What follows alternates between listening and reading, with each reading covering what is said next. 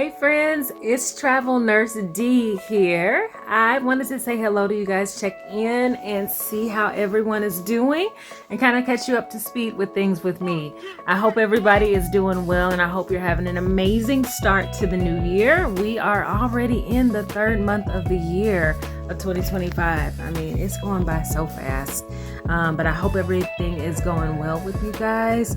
Things are going really well with me. I want to talk about just catching you up to speed with, what's going on with me, and then talk about one of the most, I'd say, popular questions I get, most asked questions that I get as being a travel nurse. So I am currently on contract number 6 and it's going really, really well. I'm actually like halfway through the contract now.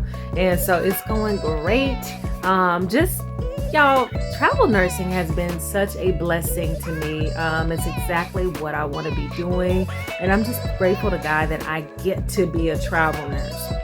I love traveling. I love what I do, and to combine the two and be able to see the world, use your gift as a nurse and gift and talents as a nurse, and just go and help and serve people all across the United States. It's been amazing, and it is nothing that I don't take it for granted, what I'm blessed to do. And so, if you have been like on the fence about like, I want to be a travel nurse, or I'm interested in it, but I just don't really, I'm scared, or I don't really know if I can do it, this is your sign to go ahead out there and go for it.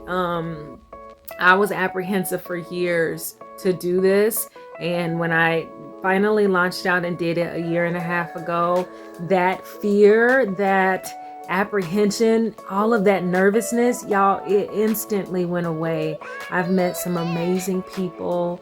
I have learned so much career-wise as a nurse, but just individually as a person, I've grown so much.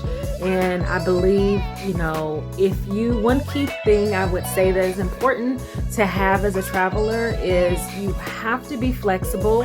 You can't be like kind of rigid and set in your own routine where you can't bend, because you have to be able to just kind of go with the flow and pivot and change very quickly. So if you have that skill, or you can develop that skill very quickly, you'll have great success, I believe, as a travel nurse. And of course, your experience prior to starting travel nursing. And so want to talk about one of the most common, frequently asked questions I get is about housing. People are curious about, like, how does housing work as a travel nurse? So here's how it works. A brief overview of how travel nursing works. If you live, I believe it's 50 miles or greater from your location, then you are qualified to get a housing stipend. And so that pays for your housing. So you use that money to pay for your housing, and you get paid weekly as a travel nurse, which is nice. So you get that, and some of the key things that you want to think about when trying to figure out like your housing situation. Some travelers, they opt to let the facility find housing for them. Some travelers use hotels or extended stays. Some travelers use like Airbnb or Airbnb-like avenues to find housing. So those are some of the options that you can do. And the other options is like having a private residence to stay in, where you have the house to yourself, or sharing a space, like shared living space. And that's where you may have a large house and several travelers are there. So you share the common living space, but then you would have like your own private bedroom, your own private bathroom. You would share the washer and dryer. So you share those things in a common area. And one of the benefits is to doing that is usually the cost is a bit lower because you are sharing a space. The other one is, some people may feel more comfortable having people around them. Maybe as a new traveler, that would be good for you, so you don't feel lonely, you don't feel like isolated. So you have that community. So it's really up to you and what you prefer. I've done both. I've had the shared spaces where I live with and have roommates, and then I've had spaces where I just have me, myself, and I, like in my own private residence. So So it's really up to you. The other thing that you want to look at is the cost. Then you want to look at the proximity of how close it is to your hospital. So important. Like I think my longest commute has been like about 35 minutes. And that's a bit long. That's a long commute to me. I did it before, but now I have an amazing situation where my place that I stay at is literally like 1 to 2 minutes away. So you can even walk to work. It's so close. So yeah, you want to look at that. You want to make sure that it's a legitimate like landlord situation going on. Do your research, look at your reviews, request a walkthrough if you need to.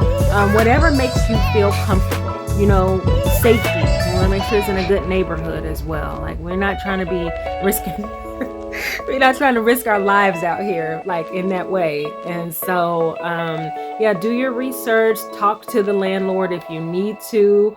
Sometimes they require, depending on what avenue you're going through, they may require a background check. That is common that you'll see that. Sometimes, as a traveler, we already have to do background checks and screenings. Sometimes the landlord may accept that. Just depends. Some of those are the key things you want to do and you're looking for when you are looking into housing. If you guys have any questions about housing that I may not have hit on, please put them in the comments. I will respond to each and every question. If you guys have questions in general about travel nursing, things you want to know and getting into it, or is travel nursing still worth it in 2025? A lot of people say, oh, the rates are down so much, it's not even worth it. I'm going to take a staff job. Listen, to each his own on that. It depends on what your situation is and your financial status is and what you need. And so it's subjective, I'd say, to each individual. For me, it is still worth it and I love it. And I couldn't see myself doing anything different in this moment right now. So I appreciate y'all tuning in. Please remember to like and subscribe. Let me know any questions that you have. And I appreciate you guys watching. Take care.